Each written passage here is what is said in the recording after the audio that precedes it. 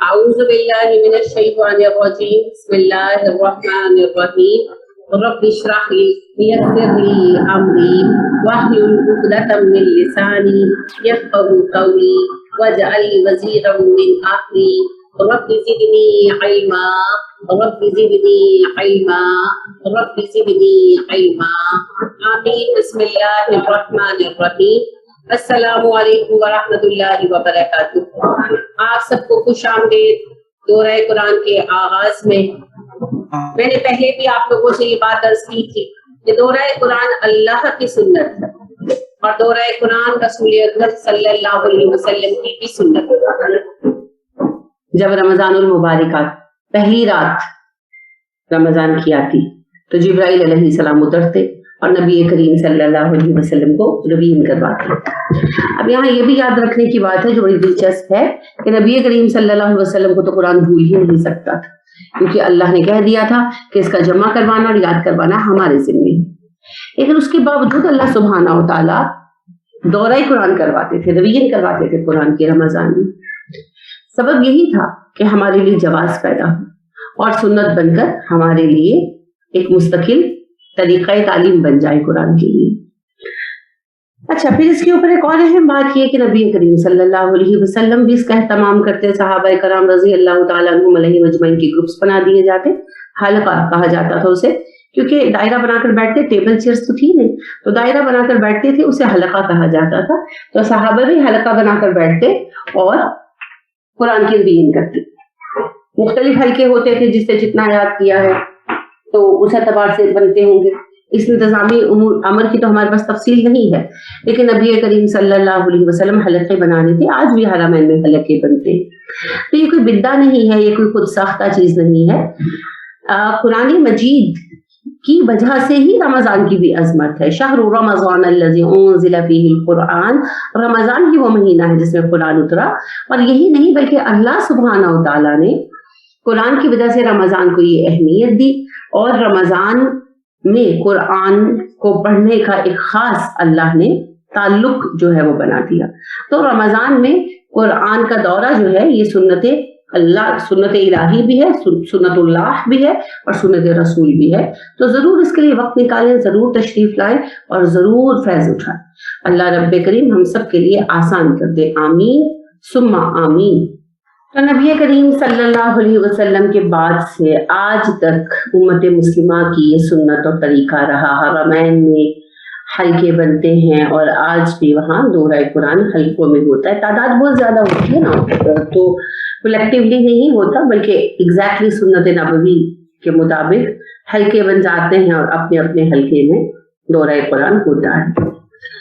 اب اس میں ایک چیز جو ہے وہ چینج کی گئی ہے، جو انتظامی امر، وہ یہ ہے کہ نبی کریم صلی اللہ علیہ وسلم بھی صرف عربی سناتے تھے، صحابہ بھی صرف عربی سناتے تھے، کیونکہ وہ اہل زبان تھے، انہیں ٹرانسلیشن کی ضرورت نہیں تھی۔ ہم اہل زبان نہیں ہیں، دقت ہوتی ہے، سامنے والوں کو کچھ پتہ نہیں چلتا، تو ہم ٹرانسلیشن اور ساتھ ضروری ایکسپلینیشن ایڈ کر دیتے ہیں۔ تو یہ انتظامی امر ہے، اس پہ کوئی اعتراض کی بات نہیں ہے۔ جس طرح خطبہ حج ہوتا ہے، نبی کریم صلی اللہ علیہ وسلم کو صرف عربی میں ڈلیور کرتے تھے اور صحابہ کا بھی یہی طریقہ تھا۔ لیکن آج چونکہ پورے بلاد اسلامیہ سے لوگ آتے ہیں اور دقت ہوتی ہے زبان کی، تو اس طرح کی ہینڈ فریز دی جاتی ہیں جو پروگرامڈ ہوتی ہیں اور آپ کو جس لینگویج میں آتی ہو، جو لینگویج آپ کو آتی ہے اسی میں آپ کو خطبہ حج کی ٹرانسلیشن سنائی دیتی ہے۔ انتظامی امر ہے یہ، خطبہ تو عربی میں بولا ہوتا ہے۔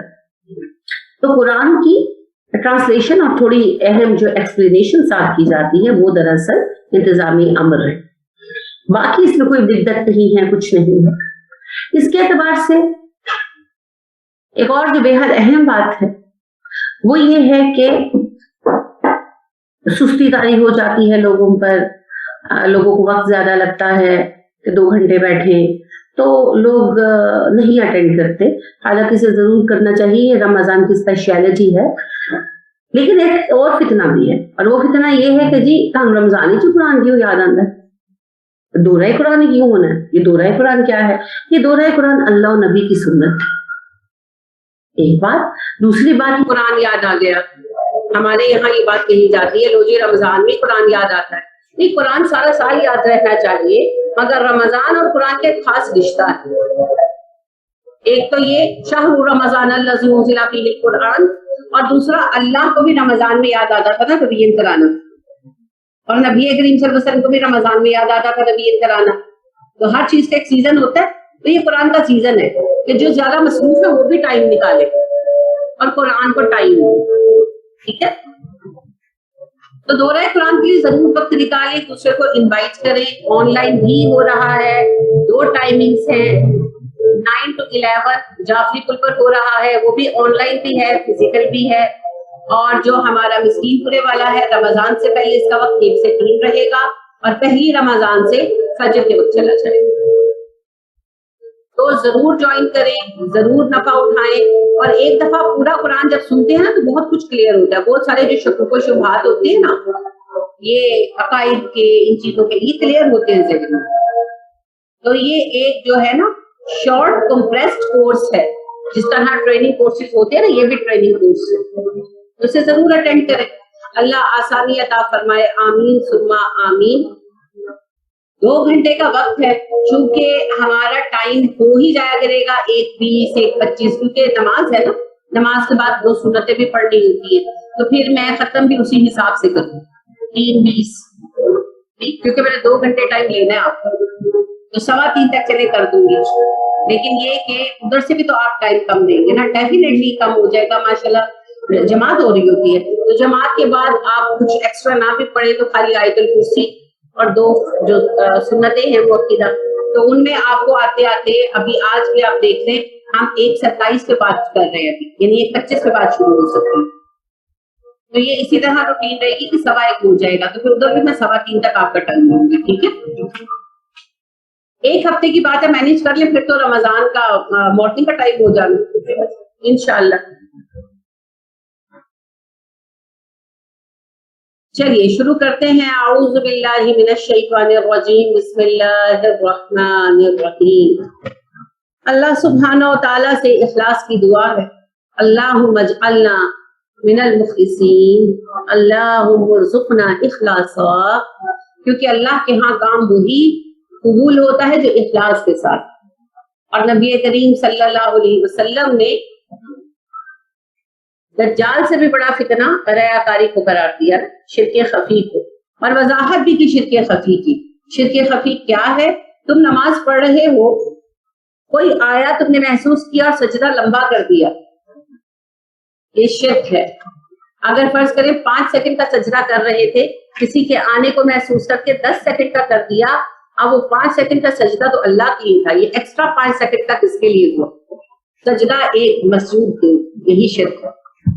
تو اگر میں قرآن اخلاص سے پڑھاتی ہوں تب تو یہ اللہ کے ہاں مقبول ہوگا. اور اگر خدا نخواستہ میری نیت یہ ہو کہ واہ واہ ہو، ذرا پتا چلے مجھے کتنا بولنا آتا ہے، یا ذرا لوگ اکٹھے ہو جائیں، کوئی 2-4 جوڑے آ جائیں، کوئی 2-4 چیزیں، کس کی نیت کیا ہے اللہ جانتا ہے نا. کون دنیا جمع کرنے بیٹھا ہے، کون تعریف سمیٹنے بیٹھا ہے. ہمارے جو ڈرائیور ہیں وہ ٹک ٹاک پر ویڈیوز ڈالتے، تو میرے میاں نے ان سے پوچھا کہ آپ کو پیسے بھی آتے ہیں؟ وہ کہنے لگے نہیں، پیسے تو بھی نہیں آتے، پر میں فیمس بڑا ہو گیا ہوں. تو فیم بھی ایک نشہ ہے جی، شہرت بھی ایک نشہ ہے، تو اس کے لیے بھی لوگ کرتے.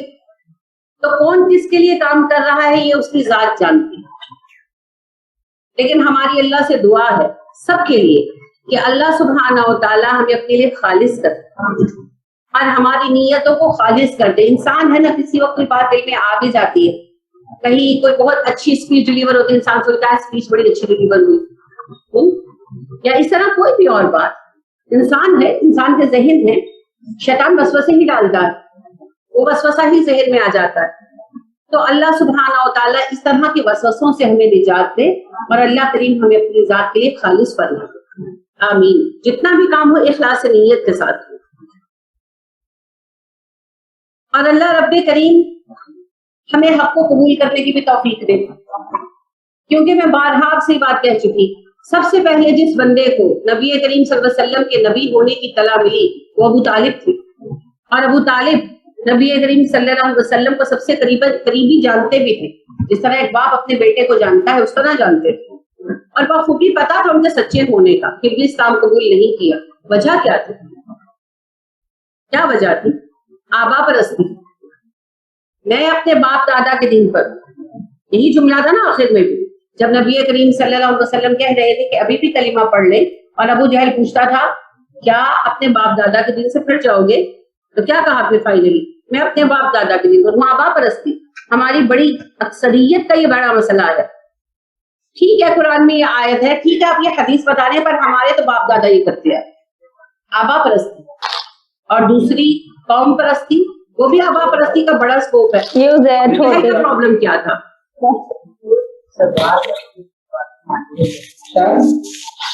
آبا پرستی تھی جی, اس کی بھی قوم پرستی, آبا پرستی, قبیلہ پرستی. قبیلہ پرستی کیا ہے؟ آبا پرستی کا بڑا قوم ہے اور کیا ہے. لہٰذا جب ایک رات سب سردار ٹکرا گئے, میں نے پہلے بھی آپ سے واقعہ عرض کیا تھا کہ رات کو جب نبی کریم صلی اللہ علیہ وسلم تہجد پڑھتے مکہ میں اور آپ کی رات فرماتے, اور اس زمانے میں یہ ایسا شور تو ہوتا نہیں تھا, تو ہلکی آواز میں پھیلتی تھی, تو یہ لوگ آپ کے گھر کے گرد جمع ہو جاتے, چھپ چھپ کر قرآن سنتے. تو ایک رات آپس میں ٹکرا گئے سارے بڑے بڑے سردار, تو اپنے سارے پہلے تو شرمندہ ہوئے, پھر جمع ہوئے ابو جہل کے گھر پہ. کہنے لگے اب بتاؤ کیا کریں, محمد کا اثر تو سب پہ آ رہا ہے صلی اللہ علیہ وسلم. تو کہنے لگے ابو الحکم تم بتاؤ پہلے. ابو جہل کا لقب اسلام نے دیا, اسلام سے پہلے اسے ابو الحکم کہا جاتا تھا, صاحب حکمت انسان. تو وہ کہنے لگا پہلے تم سب بتاؤ میں ڈر بتاؤں گا. سب نے اچھی بات کہی, سب نے اچھی بات کہی. سہیل بن عمر کہتے ہیں سب نے اچھی بات بیان کی, ان کے سب کی رائے پازیٹیو تھی. تو آخر میں ابو جہل کی بات ہے. ابو جہل نے کہا میں محمد کو جھوٹا نہیں کہتا صلی اللہ علیہ وسلم, نہ ہی اس کی باتیں مجھے غلط ہے, یعنی ان کی باتوں کو غلط کہتا ہوں. مسئلہ یہ ہے کہ میں ہاشمی وہ اموی, سوری میں اموی وہ ہاشمی, الٹا کہے گی میں اموی وہ ہاشمی. بنو ہاشم نے قربانیاں کی, بنو میاں نے بھی کی. بنو ہاشم نے صدقے کیے, ہم نے ان سے بڑھ کر کیے. بنو ہاشم نے حاجیوں کی خدمت کی, ہم نے ان سے بڑھ کر کی.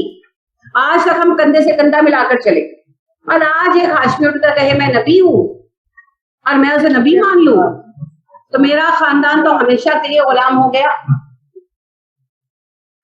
یہ تھا جی آبا پرستی کا, قوم پرستی کا, اور انا کا, جھوٹی انا, فیک ایگو, فالس ایگو, اس کا سب سے بڑا نمبر. اور یہی لوگ ہیں جو دراصل گمراہ ہیں. تو اللہ رب کریم ہمیں اپنی انا, اپنے ذاتی تعصبات, اپنی خاندان پرستی, اپنی قوم پرستی, اپنی آبا پرستی, سب کو سائڈ پہ کر کے حق کو قبول کرنے کی توفیق عطا فرمائے, آمین. ان سب دعاؤں کے ساتھ اللہ سے آسانی کی اور وقت میں برکت کی دعا مانگتے ہیں. اللہم بارک لنا فی اوقاتنا, اور اللہ رب کریم آسان فرما دے. ربی یسر ولا تعسر وتمم لنا بالخیر, آمین ثم آمین. تو آغاز کرتے ہیں جی بسم اللہ الرحمن الرحیم, سورۃ الفاتحہ, فاتحۃ الکتاب, ام القرآن, سورہ دعا, سورہ شفا, سب اس کے نام. رقیہ, نبی کریم صلی اللہ علیہ وسلم نے فرمایا الفاتحہ ہی رقیہ, فاتحہ ہی تو دم ہے, تو یہ دم بھی ہے. آپ صلی اللہ علیہ وسلم نے فرمایا سورہ فاتحہ بندوں کے اور اللہ کے درمیان آدھی آدھی تقسیم ہے. پہلے حصے میں بندہ اللہ کی تعریف کرتا ہے, حمد کرتا ہے, اور درمیان میں اللہ سے عہد باندھتا ہے, اور پھر اللہ سے اپنی دعا پیش کرتا ہے. تو جو پہلے حصے کو برقرار رکھے اس کی دعا کو قبول کرنا اللہ کا ذمہ ہے. آپ کو پتا ہے اس کی اہمیت کتنی زیادہ ہے. لا صلاۃ الا بفاتحۃ الکتاب, سورہ فاتحہ کے بغیر نماز نہیں ہوتی. اور آپ صلی اللہ علیہ وسلم نے کہا کہ جب تم امام کے پیچھے کھڑے ہو تو سوائے فاتحۃ الکتاب کے کچھ مت پڑھا کرو. تو فاتحۃ الکتاب زیر لب پڑھی جائے گی. ابو ہریرہ بھی کہتے ہیں ہم نبی کریم صلی اللہ علیہ وسلم کے پیچھے کھڑے ہوتے تو سوائے سورہ فاتحہ کے کچھ نہ پڑھتے, البتہ فاتحہ ہم زیر لب پڑھتے, یعنی منہ میں پڑھتے. تو یہ جو ہمارے یہاں سنی وہابی ایشو چلتا ہے نا کہ فاتحہ کو تو پڑھنی ہے کہ نہیں پڑھنی, تو یہ احادیث جب موجود ہے تو پھر کسی کی بات کی کوئی ویلیو نہیں ہے. ٹھیک ہے, ویسے امام ابو حنیفہ علیہ رحمہ یہ رائے رکھتے ہیں کہ فاتحہ نہیں پڑھیں گے مقتدی, لیکن ان کی رائے ہے نا, رائے کے اگینسٹ حدیث موجود ہے, ہو سکتا ہے ان کی نظر سے یہ حدیث نہ گزری ہو. یہ کوئی ایسی بڑی بات تو نہیں ہے. اس زمانے میں کون سے کمپیوٹر تھے, لیپ ٹاپ تھے کہ ہر چیز سامنے. لیپ ٹاپ اور کمپیوٹر کے ہوتے ہوئے ساری حدیثیں کوئی تھوڑی پڑھ سکتا. میں کتنا پڑھتی ہوں پھر کوئی نہ کوئی نئی حدیث سامنے آتی ہے. الحمدللہ اللہ میرا شوق ہے, اور ایک زمانے سے میں حدیث پڑھ رہی ہوں, لیکن پھر کوئی نہ کوئی نئی حدیث سامنے آتی ہے اور کچھ ہوتی ہے اچھا یہ حدیث مجھے نہیں پتا تھی, آج پتا چلا. تو امام ابو حنیفہ علیہ رحمہ کی رائے ہے, بالکل ہے, کیوں کہتے ہیں امام کے پیچھے مقتدی سورہ فاتحہ بھی نہیں پڑھے گا, مگر حدیث ہے اور صحیح حدیث ہے, اور ایک نہیں کئی صحابہ کا قول بھی ہے اس پر. کیونکہ سوال ان سے بھی پوچھا گیا, عبداللہ بن عمر کہتے ہیں, ابن عباس کہتے ہیں, تو آپ جب جماعت میں کھڑے ہوں گے تو یہ بحث سنی وہابی کے لیے یہ نماز کا طریقہ ہے, سب سے زیادہ کون سکھائے گا؟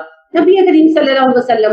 اور نبی کریم صلی اللہ علیہ وسلم نے کہا مقتدی امام کے پیچھے کچھ نہیں پڑے گا سوائے سورہ فاتحہ کے. یہ قرات کے بارے میں. باقی تو آپ کو پتا ہے کہ امام کہے گا سمی اللہ لمن حمیدہ, ہم نہیں کہیں گے, لیکن ربنا ولک الحمد, اور پھر حمد کی دعا ہم خود پڑھیں گے. اسی طرح سجدے کی تسبیح ہم پڑھیں گے کہ نہیں پڑھیں گے؟ پڑھیں گے. اتحیات پڑھیں گے کہ نہیں پڑھیں گے؟ وہ پڑھیں گے. تو یہ قیام کا خاص حکم ہے کہ قیام میں قرات جو بھی ہوگی وہ امام کرے گا, وہ ہم نہیں کریں گے, سوائے سورہ فاتحہ وہ ہم پڑھیں گے. اور یہ بھی ساتھ ہے کہ زیر لب پڑھیں گے, اونچی نہیں پڑھیں گے, کیونکہ ایک مرتبہ نبی کریم صلی اللہ علیہ وسلم کو نماز میں شبہ ہو گیا, یعنی آیت بھول گئی. پھر آپ نے بعد میں سلام پھیرا اور آپ نے کہا لوگوں جب امام کے پیچھے کھڑا ہوا اگر تو مقصود جیسے بناہٹ پر کیا تو اس سے امام کو شبہ پڑتا ہے, یعنی وہ سورہ فاتحہ کسی نے تھوڑی سی آواز سے پڑھی نا تو وہ آپ کنفیوز ہو گئے, تو پھر آپ نے اس بات سے منع کیا. تو زیر لب پڑھی جائے گی, آواز نہیں آئے گی, لیکن ہم پڑھیں گے, ٹھیک ہے. اور آپ کو پتا ہے یہ دم بھی ہے, اور آپ کو میں قصہ سنا چکی. کس کا قصہ ہے؟ کس صحابی کا جنہوں نے دم کیا تھا؟ ابو سعید خدری. ماشاءاللہ, اچھا یاد رکھا آپ نے, بارک اللہ فیک. ابو سعید خدری رضی اللہ تعالیٰ عنہ جو ہے وہ سفر پر تھے, نبی صلی اللہ علیہ وسلم نے بھیجا تھا, ساتھ کچھ اور صحابہ تھے. تو ایک قبیلے کے پاس پہنچے تو انہوں نے کہا ہمیں کھانا دو. اس وقت زمانے میں عام تھا, سرائے وغیرہ تو ہوتی نہیں تھی, ہوٹل ہوتے نہیں, تو وہ انہوں نے کہا ہم نے نہیں دینا. کر گئے یہ لوگ. تو پھر کچھ دیر بعد وہ آئے کہنے لگے کہ ہمارے جو سردار کو سانپ نے کاٹ دیا یا اس کو دورہ پڑا. تھوڑا سا فرق ہے اس معاملے میں, اس بیان میں, کہ ایک روایت میں آتا ہے کہ سانپ نے کاٹ لیا, کسی زہریلے جانور نے کاٹ لیا, اور ایک میں آتا ہے اسے دورہ پڑا. تو بہرحال وہ آئے تو کہنے لگے کہ بھئی ہمارے سردار کا علاج کر دو. تو ابو سعید خدری نے کہا کہ ہاں علاج تو ہم کر دیں گے. کہنے لگے ہمیں پتا چلا تمہارے پاس ایک علم ہے, خیر ہے. انہوں نے کہا خیر تو ہے, علاج بھی ہم کر دیں گے اور پیسے لیں گے. تو کہنے لگے ٹھیک ہے, تمہیں اتنی بکریاں دیں. تو ڈیسائیڈ ہو گیا. تو پھر دم کیا ابو سعید رضی اللہ تعالیٰ عنہ نے, ٹھیک ہو گیا, بھلا چنگا ہو گیا, انہوں نے بکریاں دی. اب صحابہ میں ڈسکشن یہ ہوئی, آپ دیکھیں ان کا ذہن کتنا کلیئر تھا. مسافر تھے, بھوکے تھے, مگر بکری نہیں کاٹ کے کھائی. کہنے لگے پتہ نہیں اجرت دینا جائز نہیں, کھا کے نہیں. تو لہٰذا پھر واپس مدینہ آئے, بکریاں ساتھ لے کر آئے, نبی اکرم صلی اللہ علیہ وسلم کو پوری بات بتائی. تو آپ نے کہا کہ دم کی اجرت دینا جائز ہے, اور پھر آپ نے کہا ہمارا بھی اس میں سے حصہ دو. آپ اصحاب صفہ کو ہی کرتے تھے, اپنے لیے تھوڑی کرتے تھے. جو آتا تھا اصحاب صفہ کو دے دیتے تھے. جیسے میں آپ سے کہتی ہوں کہ کسی کا قرض اتارتا ہے پیسے دے, نبی کریم صلی اللہ علیہ وسلم نے یہ روایت رکھی ہے ہمارے لیے. کسی کے کہنے سے کسی کا کام ہوتا ہے تو اس میں کیا جاتا ہے, اور کہنے والے کے اتنا اجر ہے جتنا دینے والے کی. تو آپ صلی اللہ علیہ وسلم نے بکری لی اور صحاب صفہ کو دی. اور آپ صلی اللہ علیہ وآلہ وسلم نے پوچھا دم کیا ابو سعید؟ انہوں نے کہا جی سورہ فاتحہ. تو آپ نے کہا کہ آپ کو کیسے پتا چلا کہ فاتحہ رکیا, سورہ فاتحہ رکیا؟ تو کوئی دم نہیں آتا نا سورہ فاتحہ پڑھ کے دم, انشاءاللہ اللہ فضل کرے. چلیے آغاز کرتے ہیں اس عظیم الشان سورت کا.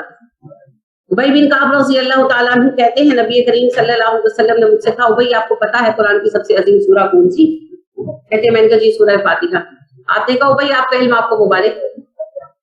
ہاں سورہ فاتحہ قرآن کی سب سے عظیم سورت ہے. اس کا ایک اہم نام جو قرآن میں آیا ہے کیا ہے؟ سبع مثانی. سبع مثانی, سبع سات, مثانی دہرائی جانے والی, 7 آیتیں بار بار پڑھی جانے والی. 7 آیتیں ہیں نا, بار بار پڑھی جاتی ہیں, ہر رکعہ میں پڑھی جاتی ہیں. یہ بھی اس کا ایک نام ہے سبع مثانی. اللہ کہتے ہیں نبی صلی اللہ علیہ وسلم ہم نے آپ پر قرآن اتارا اور سبع مثانی اتاری, سورہ فاتحہ. نبی کریم صلی اللہ علیہ وسلم نے سورہ فاتحہ کو قرآن کا خلاصہ قرار دیا کہ قرآن میں جو پورا مفہوم پھیلا ہوا ہے وہ سورہ فاتحہ میں اس کا نچوڑ رکھ دیا گیا. تو یہ بھی رحیق المختوم ہی ہے. अल्हम्दुलिल्लाहि रब्बिल आलमीन। सुभान अल्लाह। अल्हम्दुलिल्लाह छोटा कलिमा नहीं है, ये पूरा नजरिया, ये पूरा अकीदा है। क्या है ये अकीदा?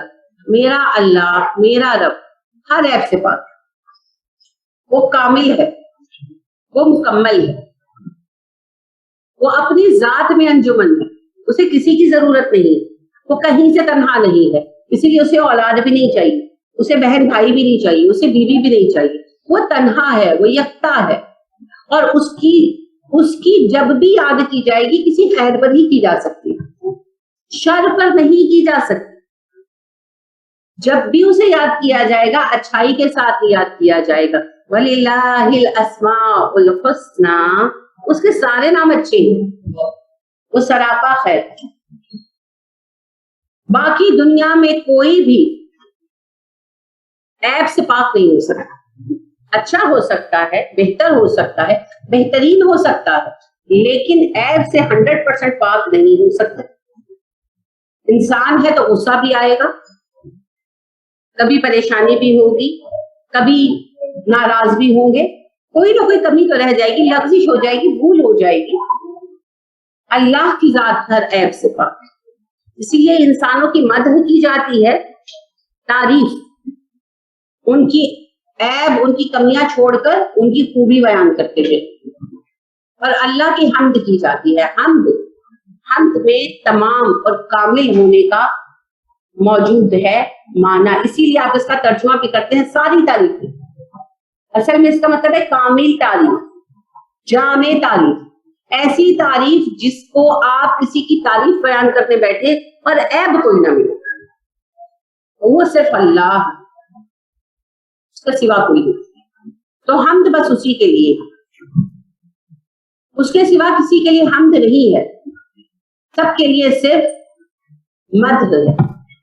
हम उनकी खूबियों को सराह सकते हैं, उनके ऐब से नजरें चुरा सकते हैं, मगर बेऐब करार नहीं दे सकते, बेऐब बस होगी।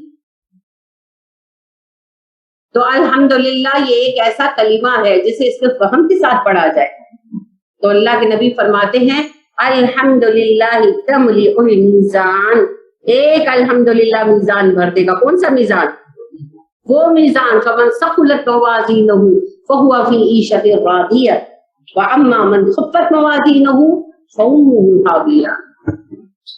तो उस मीज़ान को भारी करना है ना, तो एक अल्हम्दुलिल्लाह तमलिउल मीज़ान, मीज़ान को भर दे। जब इसमें फहम होगा, नबी करीम सल्लल्लाहु अलैहि वसल्लम ने फरमाया अफजल दुआ अल्हम्दुलिल्लाह, सबसे अफजल दुआ है अल्हम्दुलिल्लाह। अब आप कहेंगे कि इसमें दुआ कहाँ पर है? जब आप अल्लाह के लिए हम्द कहते हैं, अल्लाह सुब्हाना व तआला इस कलीमे की बरकत से दुआएं कबूल करते हैं, इसलिए ये बेहतरीन दुआ। जब अल्हम्दुलिल्लाह कहेंगे बदले में दुआओं की कबूलियत का तोहफा मिलेगा। तो ये है फजीलत हम्द, ठीक है। तो हम्द कसरत से किया, वलकल हम्द वलकल शुक्र। नबी करीम सल्लल्लाहु अलैहि वसल्लम रात को तहज्जुद पढ़ने खड़े हुए और सारी रात पहली रकत में खड़े हुए, और जब रुकू से उठे तो रब्बना वलकल हम्द कहा, फिर रब्बना वलकल हम्द रब्बना वलकल शुक्र, रब्बना वलकल हम्द वलकल शुक्र पढ़ते रहे यहाँ तक के रात खत्म हो गई। तो फिर जब आपको लगा कि फजर करीब आ गई, आप सल्लल्लाहु अलैहि वसल्लम कलिमा पढ़ते रोते गए, सारी रात इस हालत में गुजर, शुक्र गुजार। तो ये है कलमात हम्द। और हम सिर्फ अल्लाह के लिए, कौन? अल्लाह रब्बुल आलमीन, जो जहानों का रब है, उसे जहानों को बनाया, वही जहानों को चला रहा है, तो वो खालिक भी है, वो मुदब्बिर भी है, और वही माबूद भी है, क्योंकि बनाने वाला और चलाने वाला ही अबूदियत का हकदार है, तो उसकी बंदगी की जाए। लिहाजा वो खालिक है, सब मानते हैं, वो मालिक है, सब मानते हैं, वो मुदब्बिरुस समावाति वल अर्द है। यहाँ पर आप लोग शिर्क करते हैं अक्सर, सिर्फ वो अकेला कायनात को चला रहा है, तन्हा, कोई उसका साझेदार नहीं, कोई शरीक नहीं, कोई साथी नहीं। और उस रब की मर्जी से पूरी कायनात चलती है। तो वही है जो हमारा रब है, हमारा माबूद है, वो रब्बुल आलमीन। अर्रहमान अर्रहीम, बड़ा मेहरबान। दोनों का यही मतलब है, वो जो बड़ा मेहरबान है। अब इसमें थोड़ा थोड़ा फर्क कर देते हैं, जो बहुत रहम करने वाला है, मेहरबान है, ठीक है, इसमें कोई हरज नहीं है। दरअसल ये अरबी की दो औजान है, राहिम होता है रहम करने वाला, तो उससे फिर मुबालिगे के दो सीगे हैं।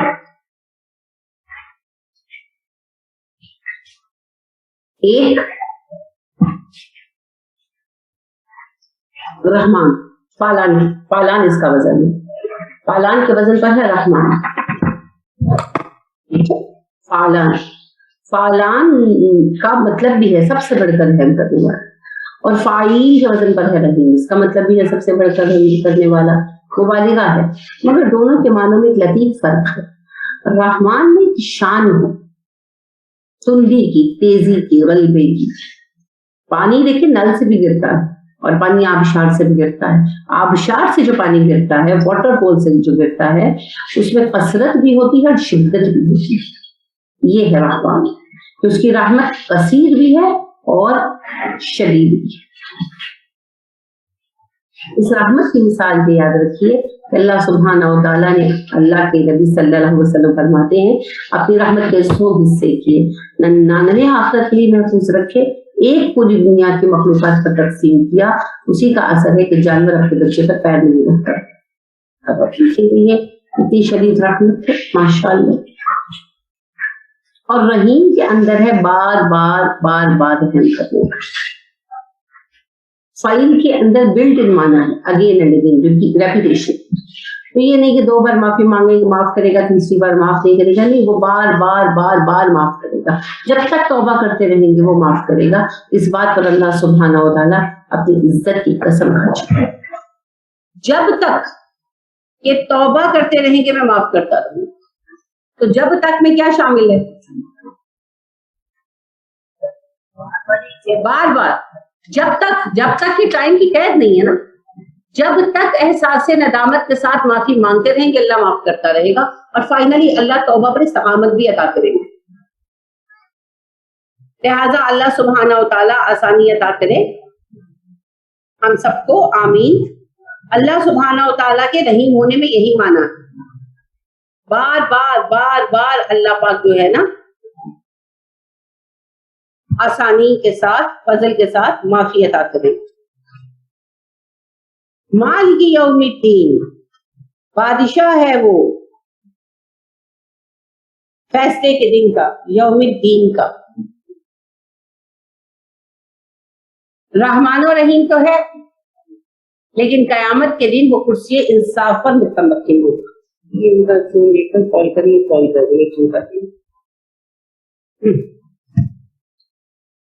कयामत के दिन अल्लाह कुर्सी इंसाफ पर मुतमक्किन होंगे। बादशाह रहम दिल हो तो क्या वो मुजरिमों को माफ कर देगा? नहीं करेगा ना। तो अल्लाह कह रहे मैं बादशाह हूं कयामत के दिन का, इंसाफ करना मेरा जिम्मा है, लिहाजा मैं रहम करूंगा तुम पर, मगर याद रखना लोगों के हकूक लेकर मत आ जाना। लोगों के हकूक के मामले में फिर अल्लाह फैसले करेंगे। अजीम गुनाह माफ नहीं होंगे। एक तो बादशाह से बगावत माफ नहीं होती है, लिहाजा कुफ्र शिर्क माफ नहीं है, मुनाफिकत माफ नहीं है। और फिर टेररिस्टों को माफ नहीं किया जा सकता, टेररिज्म माफ नहीं किया जा सकता। तो ये जो है ना, लोगों के हकूक पर डाका डालना, ये भी एक किस्म का टेररिज्म, तो ये माफ नहीं होगा। इसीलिए नबी करीम सल्लल्लाहु अलैहि वसल्लम ने फरमाया, सबसे बेवकूफ वो शख्स है जिसने सारी उम्र बंदगी अपने नफ्स की और रहम की तवक्को अल्लाह से, तो कम से कम फराइज तो अदा करे ना। देखिए नबी करीम सल्लल्लाहु अलैहि वसल्लम से सवाल किया गया, अल्लाह के नबी सल्लल्लाहु अलैहि वसल्लम हम जन्नत में जाने के लिए क्या करें? आपने कहा अल्लाह के साथ शरीक ना ठहराओ, फर्ज नमाजें अदा करो, फर्ज रोजे रखो, रमजान के ज़कात अदा करो, ہو سکے تو حج کرو اور کبیرہ گناہوں سے بچ جاؤ.